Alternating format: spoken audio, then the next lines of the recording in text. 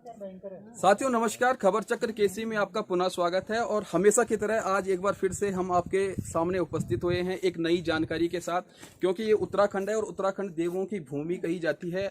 इस देव भूमि में हर समय कुछ ना कुछ पर्व, कुछ ना कुछ महोत्सव मनाया जाता है। और आज गंगा दशहरे के पावन अवसर पर हम आपको कुछ विशेष जानकारी देना चाहते हैं कि वास्तव में गंगा दशहरा क्यों मनाया जाता है। गंगा दशहरा क्यों मनाया जाता है, ये तमाम जानकारियां आपको गूगल से भी मिल सकती है और काफ़ी लोग इसको जानते भी हैं।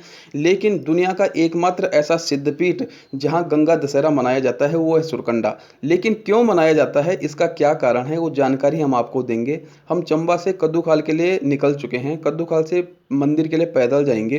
रास्ते में क्या क्या हमें मिलता है वो तमाम चीज़ हम दिखाएंगे। तो साथियों हम पहुँच चुके हैं ज्वारना में, और ज्वारना में जो मुख्य आप एक गेट देख रहे होंगे, तो पहले जब लोग पैदल यात्रा आते थे और वाहन उनके पास नहीं रहते थे, यातायात की कोई व्यवस्था नहीं रहती थी, तो यहीं से रास्ता था सुरकंडा देवी मंदिर पहुंचने का। और ये ऊपर जो पहाड़ी है आप देख सकते हैं, यहीं पे मंदिर है, यही सिरकूट पर्वत है, और यहीं से उस समय सुरकंडा देवी की यात्रा की जाती थी।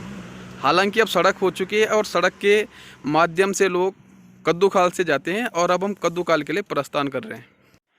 तो दोस्तों फाइनली हम जो है कद्दूखाल पहुंच चुके हैं, और आप देख सकते हैं कि जवान जी और मैं चंबा से लगभग 35-40 मिनट के अंतराल में हम यहाँ पहुँच चुके हैं। लोग यहाँ से आ रखे हैं बाहर से भी, और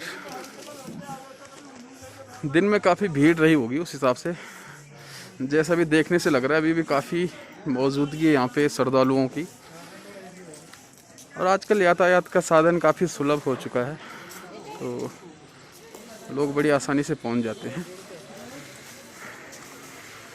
मुख्य द्वार पे हम पहुँच चुके हैं।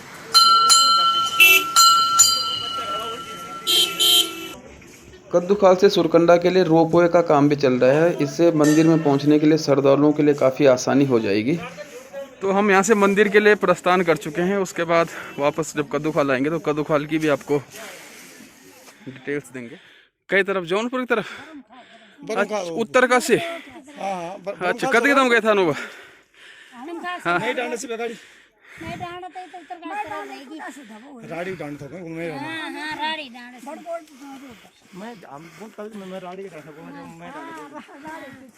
चंबा की टीम है भाई सारी है।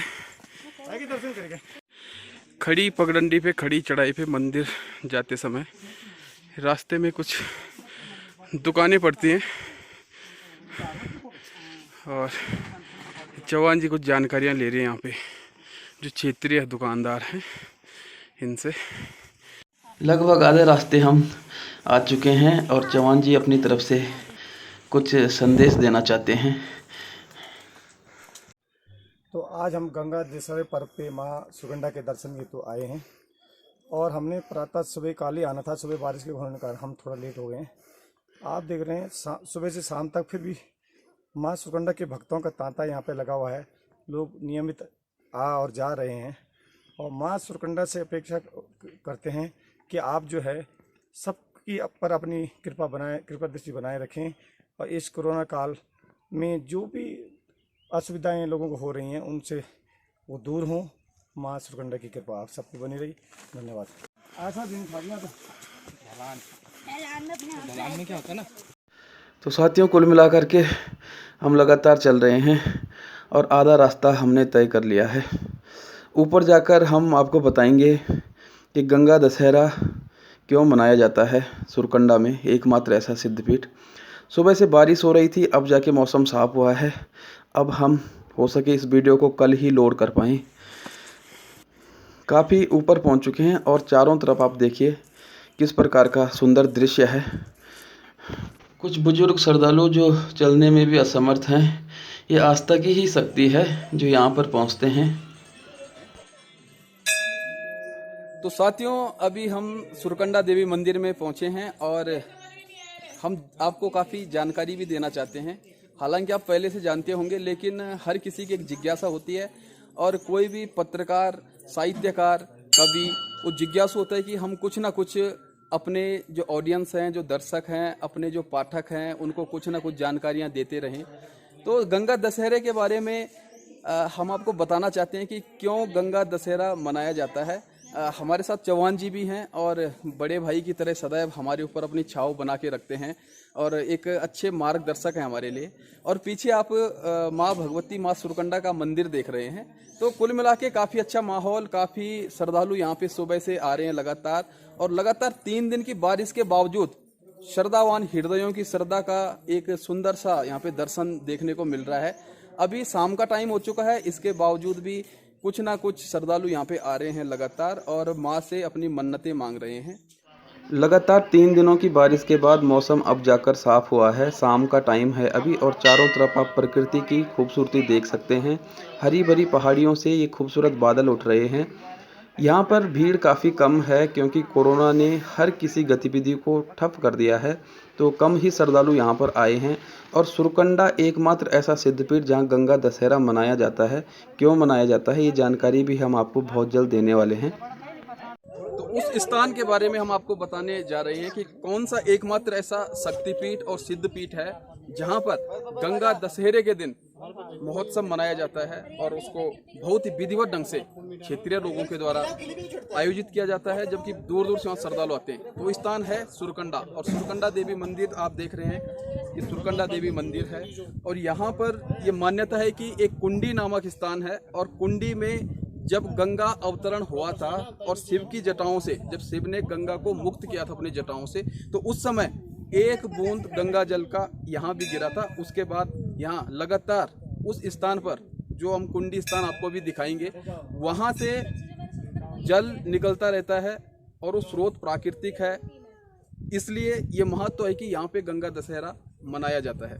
तो एकमात्र ऐसा सिद्धपीठ, शक्तिपीठ जहाँ पे गंगा दशहरे का पर्व बड़े ही धूमधाम से मनाया जाता है, वो है सुरकंडा सिद्धपीठ। तो साथियों, सुरकंडा मंदिर कुंडी स्थान पर पहुंच चुके हैं, और कुंडी वही स्थान है जहां पर बताया जाता है कि जब राजा भगीरथ ने कठिन तपस्या करने के बाद माँ गंगा को इस धरती पर अवतरित होने के लिए मनाया था। भगवान ब्रह्मा के कमंडल से गंगा जब धरती के लिए प्रस्थान करती है, तो भगवान शंकर की जटाओं में जब गंगा ने स्थान लिया और भगवान शंकर ने अपनी जटाओं में गंगा को बांध लिया था, क्योंकि गंगा को अपने वेग पर काफ़ी अभिमान था। तो भगीरथ ऋषि की इस तपस्या से जो उद्देश्य था, वो उद्देश्य एक बार खत्म होता नजर आया, जब भगवान शंकर ने कई समय तक गंगा को अपने सिर की जटाओं पर बांध लिया था। फिर शंकर भगवान को मनाया गया और उनसे गंगा को मुक्त करने का अनुग्रह किया गया। फिर भगवान शंकर ने जब अपनी जटाओं से जग कल्याण के लिए माँ गंगा को पृथ्वी में स्वतंत्र बहने के लिए अपनी जटाओं से छोड़ा, तो उसके कुछ बूंद या एक आध बूंद इस सिरकूट पर्वत पर गिरी। और बड़ा ही अचंबा है कि 2775 मीटर की ऊंचाई पर, 9,995 फीट की ऊंचाई पर ये जल स्रोत आपको नजर आ रहा है। और बहुत कम श्रद्धालु जानते हैं, यहाँ आते हैं, मंदिर होके चले जाते हैं, लेकिन इस कुंडी के बारे में बहुत कम लोगों को मालूम रहता है। तो आप पीछे आप देख रहे हैं चौहान जी हैं, जो कि इस अमृत तुल्य जल का पान कर रहे हैं। और ये कुंडी आप देख रहे हैं पूरी, हम कैमरे के माध्यम से आपको ये कुंडी दिखा रहे हैं। तो काफ़ी मान्यता है इसके पीछे कि ये गंगा का ही एक स्वरूप है, और जितनी प्योरिटी, जितनी शुद्धता, जितनी निर्मलता गंगा के जल में है, उतनी ही निर्मलता इस जल में भी है। इसे गंगा जल ही कहा जाता है। और जो माँ भगवती सुरकंडा की मूर्ति है, उसका स्नान भी ब्रह्म मुहूर्त में इसी जल से किया जाता है। तो बहुत सारी मान्यताएं हैं, और हमारे पुराण, हमारे शास्त्र इन तमाम जानकारियों से भरे पड़े हैं। तो हमें कहीं ना कहीं ये सारी चीज़ें पढ़नी चाहिए, इसे जानना चाहिए। और काफ़ी खूबसूरत ये प्राकृतिक दृश्य है यहाँ पे। और अब हल्का हल्का जो कोहरा था वो काफ़ी बढ़ रहा है, और धीरे धीरे अब मौसम एक बार फिर से बारिश का बन सकता है। तो साथियों अब हम वापस जा रहे हैं कद्दूखाल में, कुछ देर चाय पानी पियेंगे, उसके बाद चंबा के लिए निकल जाएंगे। तो गंगा दशहरा क्यों मनाया जाता है इसकी जानकारी लगभग हर कोई रखता है, लेकिन सुरकंडा में गंगा दशहरा क्यों मनाया जाता है ये हमने आपको जानकारी दी है। आशा करते हैं आपको ये पसंद आई होगी। जल्द मिलेंगे एक और नई जानकारी के साथ, तब तक आप हमारे चैनल को सब्सक्राइब कीजिए यदि अभी तक चैनल सब्सक्राइब नहीं किया है। इस वीडियो को लाइक करें, कमेंट करें, शेयर करें ताकि अन्य लोगों को भी ये जानकारी प्राप्त हो सके। धन्यवाद।